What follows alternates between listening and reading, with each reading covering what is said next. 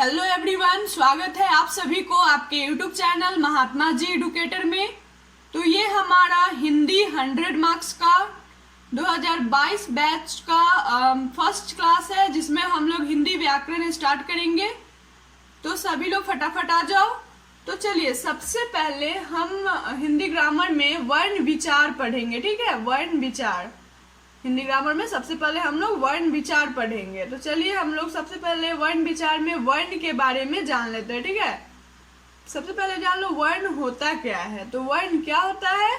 तो वर्ण उस मूल ध्वनि को कहते हैं जिसके खंड या टुकड़े नहीं हो सकते, यानी कि वर्ण उसको बोलते हैं, यानी कि वो छोटी से छोटी इकाई जिसके खंड या टुकड़े नहीं हो सकते। ठीक है, जैसे कि अ, आ, हर्षी, दीर्घी, ओ, क। ये पूरा क नहीं है, देखो ये पूरा क नहीं है, ये क में, यहाँ देखो ये क में हल है।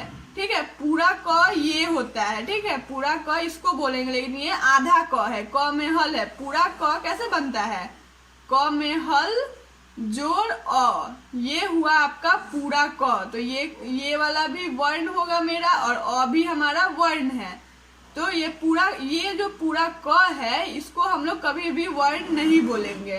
तो हमारा ये क में जो हल है, ये हमारा वर्ण है। ठीक है, इसको बोलेंगे हल। क में हल लगा रहता है तो वो होता है वर्ण, यानी कि वर्ण उस मूल ध्वनि को कहते हैं जिसके खंड या टुकड़े नहीं हो सकते, यानी कि वह छोटी से छोटी इकाई जिसके हम खंड या फिर टुकड़े नहीं कर सकते। ठीक है, जैसे कि जैसे आप लोग बोल के देखो, सिर्फ अ का उच्चारण आ रहा है, आ, हर्षी, दीर्घी।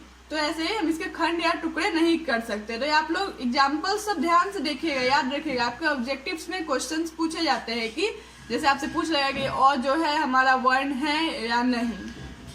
ठीक है, तो यहाँ पे आपको बताए कि क में हल है, मतलब ये वर्ण है, लेकिन पूरा क हल और जोड़ अ मिल के जो है पूरा क बनता है। ठीक है,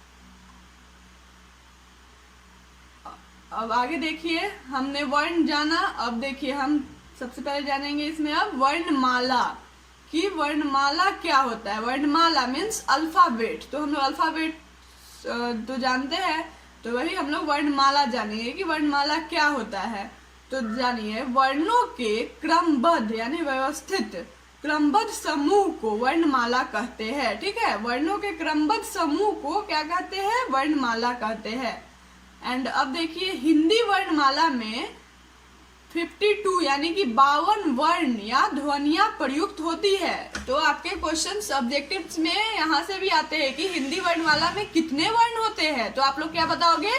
तो हमारा 52 वर्ण होते हैं। हमारे हिंदी वर्णमाला में 52 वर्ण है। ठीक है, एंड अब देखो, अब बात आती है कि ये 52 वर्ण जो है वर्णमाला में, जो है हमारे हिंदी वर्णमाला में 52 वर्ण है, तो उसको हम कैसे कैटेगराइज किए हैं। ठीक है, कैटेगराइज का कैसे कैसे किया गया है 52 को। अब हम यहाँ पे चलते हैं। देखिए, अ, आ, हर्षी, दीर्घी, ऊ। अब आप लोग बोलिएगा कि हम अ, आई, तो ये तो जूनियर क्लासेस का है, लेकिन नहीं, ऐसा ही क्वेश्चंस आपके ऑब्जेक्टिव्स में आते हैं क्वेश्चन। ठीक है, आपको ये पढ़ना है। अ, आ, हर्षी, दीर्घी, उ, हर्षु, दीर्घु, री, ए, ओ, औ। तो ये हमारे क्या है? स्वर है। ठीक है, अ से लेकर अ तक जो है हमारे स्वर है। तो पूरे कितनी काउंट करके देखेंगे हम लोग, 1 2 3 4 5 6 7 8 9 10 11, यानी कि हमारे 11 जो हो गए, स्वर की संख्या कितनी हो गई? तो 11 हमारे स्वर हो गए। ठीक है, क्वेश्चंस यहाँ से भी आते हैं एग्जाम में, ऑब्जेक्टिव में। ठीक है, कि स्वर की संख्या कितनी होती है। तो क्या बोलोगे आप लोग? तो स्वर की संख्या 11 होती है। ठीक है, 11। एंड यहाँ देखो, अब क्या बच गया? अ के बाद अंग और अह। तो ये अंग जो है ये अनुस्वार है हमारा, और अह जो है विसर्ग बोलेंगे इसको। ठीक है, तो इस दोनों को, मतलब यहाँ देखो, अ से अ तक बोले स्वर, और अंग और अह जो है हमारा अयोगवाह है। ठीक है, तो 2 हमारे अयोगवाह हो गए। ठीक है, क्वेश्चन पूछेगा कि अयोगवाह वर्ण की संख्या कितनी होती है, तो क्या बोलोगे आप लोग? तो अयोगवाह वर्ण की संख्या हमारे कितने होते हैं? तो 2। ठीक है, अयोगवाह हमारे कितने होते हैं? 2। और स्वर हमारे कितने होते हैं, तो 11। एंड आगे देखिए, तो यहाँ हम लोग जाने कि अ से लेके अ तक 11 हुआ, और अंग और अह क्या हुआ, अयोगवाह है जो कि 2 है, तो 11 प्लस 2 मिलके कितना हो गया, 13। ठीक है, तो 13 हो गया, यानी कि यहाँ पे आप समझे कि ये 52 हिंदी वर्णमाला में 52 वर्ण है। ठीक है, तो 52 को हम देखना था कि कैसे कैटेगराइज कहाँ कहाँ किया गया है, तो अ से लेके अह तक 13 हो गया, तो 52 में से 13 चला गया। अब आगे और देखिए और कहाँ कहाँ कैटेगराइज हुआ। देखिए क ख ग घ अंग, यानी क से लेकर म तक आप लोग काउंट कीजिएगा तो कितना मिलेगा, 1 2 3 4 5 6 7 8 10 11 12 13 14 15 16 17 18 19 20 21 22 23 24 25, यानी कि कितना काउंट करके हमको कितना आया, 25। यानी कि क से लेकर म तक कितना आता है, 25। तो ये सब क्या है, स्पर्श व्यंजन। यानी कि आपके क्वेश्चंस आपको पूछा जाएगा कि हमारे स्पर्श व्यंजन जो होते हैं वो कितने होते हैं, यानी कि स्पर्श व्यंजन की संख्या कितनी होती है। ये कितने बार क्वेश्चन से पूछा गया है बिहार बोर्ड में हमारे। ठीक है, कि स्पर्श व्यंजन की संख्या कितनी होती है, तो क्या बताओगे आप लोग, 25। तो स्पर्श व्यंजन की संख्या 25 होती है। ठीक है, क से लेकर म तक हमारा स्पर्श व्यंजन होता है। एंड आगे देखिए, योर रो लो वो। ठीक है, योर रो लो वो क्या होता है, तो ये होता है, आप लोग याद रखिएगा, ये सब आपके ऑब्जेक्टिव में ये भी क्वेश्चन पूछेगा, जैसे कि आपका दे देगा क ख ग और यो, तो आपके क्वेश्चन ये आपके ऑप्शन रहेंगे और क्वेश्चन पूछेगा कि इस चारों में से अंतस्थ व्यंजन कौन है, तो आप लोग क्या बोलोगे, क तो नहीं है क्योंकि स्पर्श है, ख नहीं है, ग नहीं, यानी क से मतलब तो स्पर्श व्यंजन, तो बचा क्या, य। तो यह जो है हमारा क्या है, ये अंतस्थ व्यंजन है। ठीक है, तो आप जब ये आप लोग याद रखिएगा कि यर और लव जो है हमारा अंतस्थ व्यंजन है, तो आप किसी भी ऑब्जेक्टिव्स को बना सकते हैं। ठीक है, आसानी से। तो यहाँ देखो, यर और लव हमारा क्या होगा, अंतस्थ व्यंजन होगा। तो हमारे अंतस्थ व्यंजन की संख्या कितनी हो गई, तो 4। ठीक है, ये भी याद रखना कि अंतस्थ व्यंजन की संख्या कितनी होती है, तो 4। और कौन कौन सी होती है अंतस्थ व्यंजन, तो य र ल व जो है हमारा अंतस्थ व्यंजन है। ठीक है, और स्पर्श व्यंजन देखो एक बार याद करवा देते हैं, स्पर्श व्यंजन हमारा 25 होती है, क से लेकर म तक, और अ से लेकर अ तक हमारा स्वर है जो कि 11 होता है, और अंग और अह जो है अयोगवाह वर्ण है। ठीक है, जो कि 2 होते हैं। सब याद रखिएगा आप लोग। अब देखिए, तीनों स यानी कि तालव्य स, मूर्धन्य स, दंती स और ह क्या है हमारा, उसमें व्यंजन। ठीक है, उसमें व्यंजन में कौन कौन सा आ जाएगा, तीनों स आ जाएगा आपको। ठीक है, तीनों स और ह, तो उसमें व्यंजन की संख्या भी कितनी हो गई, 4। ये सब आप लोग इग्नोर मत कीजिएगा, ये सब याद रखिएगा, क्योंकि क्वेश्चंस आपके ऐसे ही आएंगे, यहाँ से ही आएंगे। ठीक है, अब देखिए संयुक्त व्यंजन क्या होता है, तो संयुक्त व्यंजन क्या होता है, अक्ष, त्र, ज्ञ और स्र हमारा जो है ये संयुक्त व्यंजन है। तो संयुक्त व्यंजन की भी संख्या कितनी हो गई, तो इसकी संख्या भी हो गई हमारी 4। अब देखिए द्विगुण व्यंजन, द्विगुण व्यंजन कौन से है, तो ये है हमारा र और ध, तो द्विगुण व्यंजन की संख्या कितनी हो गई, 2। ठीक है, तो यहाँ देखिए, यहाँ पे आपका जो यहाँ पे हम आपको बताए हैं कि हिंदी वर्णमाला में 52 वर्ण है। ठीक है, और 52 वर्ण को हम कहाँ कहाँ कैटेगराइज किए हैं, बांटे। तो देखिए अ से लेकर अ तक 11, और अंग और अह 2, यानी 11 प्लस 2 13 हो गया। ठीक है, 13, तो 13 याद रखिएगा आप लोग। तो देखिए 13 और 25 हमारा स्पर्श व्यंजन है, तो 13 और 25 और क्या है, यर लव अंतस्थ व्यंजन 4 है, उसमें व्यंजन भी 4 है, यानी 4, फिर 4, और फिर संयुक्त व्यंजन भी हमारा 4 है, और द्विगुण व्यंजन हमारा 2 है। तो हम इसको अगर ऐड करेंगे तो हमको मालूम चलेगा ये कितना होगा, तो देखिए हमारा 52 होगा। ठीक है, ऐड करके, हाँ तो 52 होगा। तो आपको पता चला कि जो हिंदी वर्णमाला में 52 वर्ण है, और हम लोग कहाँ कहाँ इसको कैसे कैसे बांटे हैं। तो 11 स्वर है, अयोगवाह 2 है, स्पर्श क से लेके म तक हमारा स्पर्श व्यंजन है जिसकी संख्या 25 है, अंतस्थ व्यंजन हमारा यर लव है जिसकी संख्या 4 है। ये सब याद रखिएगा संख्या। ठीक है, किसकी कितनी संख्या होती है और कौन कौन से वो नाम होते हैं। जैसे उसमें व्यंजन में कौन कौन सा आ जाएगा, तालव्य स, मूर्धन्य स, दंती स, ह, और संयुक्त व्यंजन अक्षत्र, ज्ञ, स्र, और द्विगुण व्यंजन और र और ध। ठीक है, अब आगे देखिए, आई होप कि यहाँ तक क्लियर हो गया होगा। एंड आगे देखिए, अब हम जानेंगे, पहले तो हम लोग जान लिए वर्ण क्या होता है, वर्णमाला क्या होता है, हिंदी वर्ण में कितनी वर्णमाला की संख्या कितनी होती है, वर्ण की संख्या कितनी होती है 52, और कहाँ कहाँ हम इसको कैटेगराइज किए। एंड आगे अब हम देखेंगे कि वर्ण क्या होता है। ठीक है, वर्ण के भेद, तो हम जानेंगे कि वर्ण के कितने भेद होते हैं। तो वर्ण के दो भेद होते हैं। कौन कौन से? स्वर वर्ण और एक व्यंजन वर्ण। ठीक है, तो क्वेश्चन आपके यहाँ से ही मतलब ऐसा ही पूछ सकता है कि वर्ण के भेद बताइए, यानी वर्ण कितने तरह के होते हैं। ठीक है, तो वर्ण के कितने प्रकार है? तो 2 प्रकार है। कौन कौन से? स्वर वर्ण और व्यंजन वर्ण। ठीक है, तो सबसे पहले जान लीजिए आप कि ये स्वर वर्ण क्या होता है। स्वर वर्ण क्या होता है? तो जिनका उच्चारण अपने आप होता है उसे स्वर वर्ण कहते हैं। देखिए कितने आसान तरीके से लिखा हुआ है आपका, मतलब जिनका उच्चारण अपने आप होता है उसे स्वर वर्ण कहते हैं, यानी कि किसी और की जरूरत नहीं होती है इसको उच्चारण करते वक्त। ठीक है, जैसे कि देखिए मतलब ये खुद अपने आप मतलब इसको किसी की हेल्प की जरूरत नहीं होती है। ठीक है, स्वर वर्ण को, जैसे कि देखिए आपका इसमें कौन कौन सा आ गया? अ आ गया, आ गया, हर्षी आ गया, दीर्घी आ गया, हर्षु, दीर्घु, री, ए, ओ, औ, यानी कि अ से लेकर अ तक, यानी कि स्वर वर्ण की संख्या यहाँ से अ से लेकर अ तक काउंट करेंगे तो क्या हो जाएगा? स्वर वर्ण की संख्या हमारा 11 हो जाएगा। ठीक है, देखिए यहाँ पे स्वर वर्ण की संख्या 11 होती है। ठीक है, क्वेश्चन यहाँ से पूछेगा ऑब्जेक्टिव में आपके कि स्वर वर्ण की संख्या कितनी होती है, और ऑप्शन भी देगा, तो आपको बताना है स्वर वर्ण की संख्या 11 होती है। तो अब आगे देखिए, स्वर वर्ण हम लोग जाने, यानी कि जिनका उच्चारण अपने आप होता है उसे स्वर वर्ण कहते हैं, यानी किसी की हेल्प की जरूरत नहीं होती है उसे, और स्वर वर्ण की संख्या 11 होती है। एंड आगे देखिए आप स्वर वर्ण के भेद देख लेते हैं, यानी यहाँ तो जाने कि वर्ण के 2 भेद होते हैं। कौन कौन से? स्वर और व्यंजन। और स्वर वर्ण के बारे में जाने, अब जानिए स्वर वर्ण के कितने भेद होते हैं। ठीक है, तो स्वर वर्ण के भेद को जानिए आप लोग उच्चारण के आधार पर, यानी उच्चारण के आधार पर स्वर वर्ण कितने तरह के होते हैं? तो 3 तरह के होते हैं, एक हर्ष स्वर, एक दीर्घ स्वर और एक प्लुट स्वर। एंड जाति के आधार पर सजातीय वर्ण और विजातीय वर्ण। ठीक है, एंड आगे देखो, तो हमारा स्वर वर्ण के भेद मतलब जो उच्चारण के आधार पर हर्ष, दीर्घ और प्लुट के बारे में हम लोग पहले पढ़ेंगे।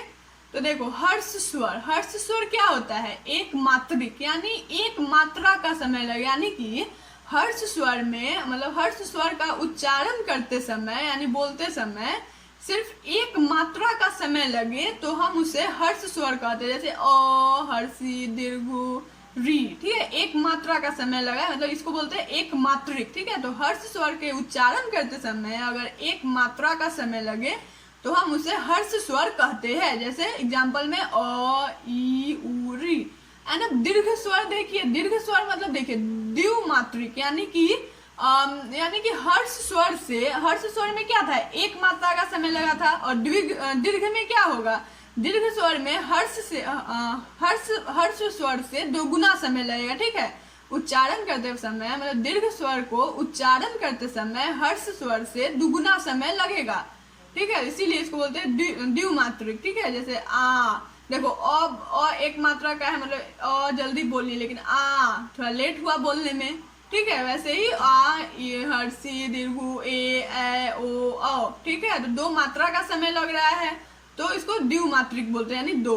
ठीक है, यानी इसको 2 गुना समय लगता है हर्ष स्वर से। ठीक है, उच्चारण करते हैं, अगर हम इसका उच्चारण करें जैसे आ, तो आ ज्यादा लेट से बोला जा रहा है। ठीक है, लेकिन अ जल्दी से बोल रहे हैं तो आ में 2 गुना समय लगा। ठीक है, अ से, तो हर्ष स्वर से 2 गुना समय लगता है उच्चारण करते वक्त दीर्घ स्वर में। ठीक है, इसीलिए इसको द्विमात्रिक बोलते हैं। ठीक है, अब देखिए प्लुट स्वर यानी त्रिमात्रिक, यानी कि इसमें हर्ष और दीर्घ दोनों से ज्यादा समय लगता है प्लुट स्वर को उच्चारण करते समय, यानी हर्ष स्वर से 3 समय लगता है प्लुत स्वर को उच्चारण करने में। ठीक है, जैसे ओम, तो 3 समय लग रहा है।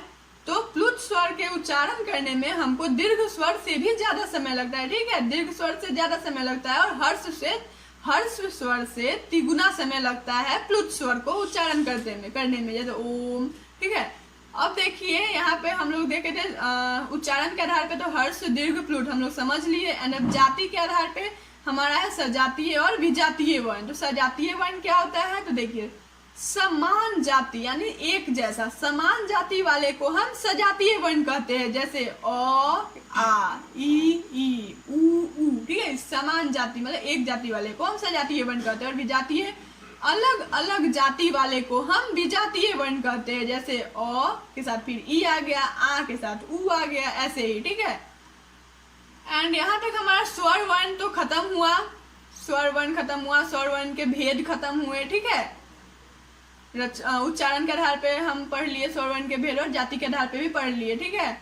तो अब हम व्यंजन वर्ण पढ़ेंगे, ठीक है। व्यंजन वर्ण क्या होता है, ठीक है। तो यहाँ आप लोग देखो, बहुत आसान भाषा में लिखा हुआ है कि जिन वर्णों के उच्चारण में स्वर मतलब स्वर वर्ण की सहायता ली जाती है, ठीक है। यानी कि स्वर वर्ण में क्या था, यानी ये बिना किसी हेल्प के वो बोला जाता था, ठीक है। यानी उसको किसी की जरूरत नहीं पड़ती थी उच्चारण करते समय, लेकिन व्यंजन वर्ण का उच्चारण करते समय स्वर वर्ण की सहायता लेनी पड़ती है व्यंजन वर्ण को।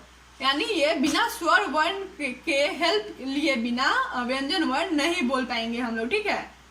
तो जिन वर्णों के उच्चारण में स्वर वर्ण की सहायता ली जाती है और उच्चारण में श्वास वायु रुकावट के साथ मुख से बाहर आती है, उन्हें व्यंजन वर्ण कहते हैं। या सीधा साधी आप लोग जान लो कि व्यंजन वर्ण का उच्चारण करते समय स्वर वर्ण की सहायता लेनी पड़ती है उसको, ठीक है। व्यंजन वर्ण को स्वर वर्ण की सहायता लेनी पड़ती है किसी भी हालत में, ठीक है। स्वर वर्ण के बिना वो नहीं रह सकता है, मतलब स्वर वर्ण की हेल्प उसको चाहिए, उच्चारण करते समय उसको स्वर वर्ण की सहायता लेनी पड़ती है, तो हम उसे व्यंजन वर्ण कहते हैं। लेकिन स्वर वर्ण किस कहते हैं, तो स्वर वर्ण मतलब वो अपने आप बोला जाता है, यानी उसको किसी की जरूरत नहीं होती है, ठीक है।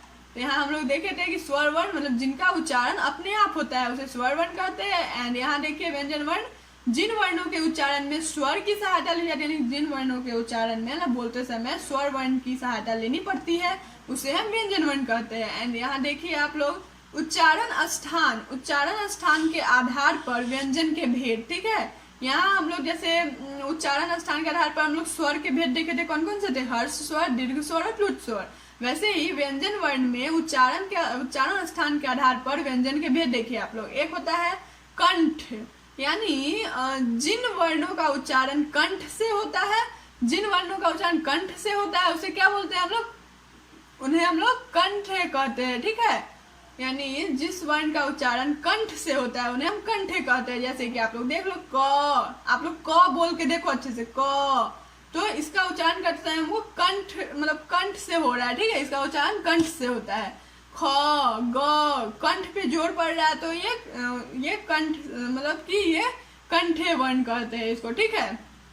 एंड आगे देखिए, तो कंठ वर्ण में क्या आ गया, क ख ग घ अंग और ह, ठीक है। ये सब आप लोग याद रखिएगा। अब देखिए तालव्य, यानी जिन वर्णों का उच्चारण तालु से होता है उन्हें हम तालव्य कहते हैं, जैसे च, छ, ज, झ, ठीक है। वैसे ही अब देखिए मूर्धन्य किसे कहते हैं, तो जिन वर्णों का उच्चारण मूर्धा से होता है उन्हें मूर्धन्य कहते हैं, जैसे त, थ, द, यही सब, ठीक है।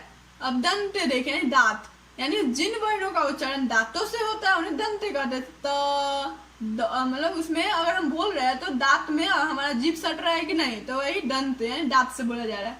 तो ये सब आप लोग याद रखिए, न, ल, थ, स, ये सब में दांत का टच हो रहा है मुंह से। अब देखिए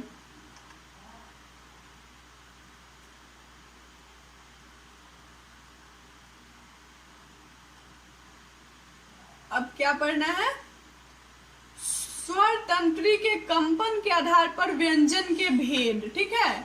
तो हम लोग वहां पे क्या पढ़े थे, यहाँ पे हम लोग पढ़े थे उच्चारण स्थान के आधार पर, ठीक है। और अब हम लोग क्या पढ़ेंगे, तो अब हम लोग पढ़ेंगे स्वर तंत्री के आधार पर, ठीक है, कंपन के आधार पर व्यंजन के भेद। तो ये बहुत इंपॉर्टेंट है, ठीक है। आपका अघोष और घोष जो है हमारा बहुत इंपॉर्टेंट क्वेश्चन है, बहुत मतलब यहाँ से हमारे क्वेश्चंस आते हैं। जैसे देखिए अघोष, यानी जिन व्यंजन वर्णों के उच्चारण में केवल श्वास का प्रयोग होता है और स्वर तंत्री में कंपन नहीं होता है उनको हम अघोष व्यंजन कहते हैं। यानी जिन व्यंजन वर्णों के उच्चारण में केवल श्वास का प्रयोग होता है, जैसे क, ख, च, छ, ठीक है। आपको 4 ऐसे ही कुछ ऑप्शंस दे देंगे, जिसमें एक होगा अघोष का, और आपसे पूछ दिया जाएगा कि अघोष वर्ण, अघोष व्यंजन कौन है, तो आपको बतलाना पड़ेगा। इसलिए आपको ये सब याद करना होगा कि ये हमारा अघोष है, ठीक है, क ख च छ, ठीक है। अब घोष देखिए, जिन व्यंजन वर्णों के उच्चारण में स्वर तंत्री में कंपन होता है उन्हें घोष व्यंजन कहते हैं, ठीक है। जैसे ग, घ, ठीक है। तो ऐसा आपको याद करना होगा, इसके लिए ये सब अच्छे से समझना होगा। तो यहाँ पे स्वर वर्ण, व्यंजन वर्ण खत्म हुआ, वर्णमाला समझे हम लोग, स्पर्श व्यंजन क्या होता है, ये सब हम लोग यहाँ पे अच्छी तरीके से समझ लिए, ठीक है। ये सब आप लोग अच्छे से पढ़ लोगे, समझ लोगे, तो आपको कहीं भी दिक्कत नहीं होगी और सारे ऑब्जेक्टिव्स आपको यहाँ से बन जाएगा, ठीक है। ये सब आपको याद होना चाहिए कि स्पर्श व्यंजन की संख्या और स्पर्श व्यंजन में क्या क्या आता है, ये सब आपको अच्छी तरीके से याद रहना चाहिए, ठीक है। इसलिए हमने ये नोट्स बनाया है। एंड तो यहाँ पर हमने वर्ण विचार पढ़ लिया, एंड इसके आगे हम इसका ऑब्जेक्टिव कर लेंगे। तो आप लोग कमेंट करके बतलाओ कि आपको आज का वीडियो कैसा लगा। एंड ये जो नोट्स है, ये जो नोट्स है हमारा, ये आपको टेलीग्राम पे मिल जाएगा, जिसका लिंक डिस्क्रिप्शन बॉक्स में दिया गया है, या फिर आप इसको टेलीग्राम में जाकर महात्मा जी एडुकेटर सर्च करके ज्वाइन कर सकते हो। एंड तब तक के लिए बाय बाय।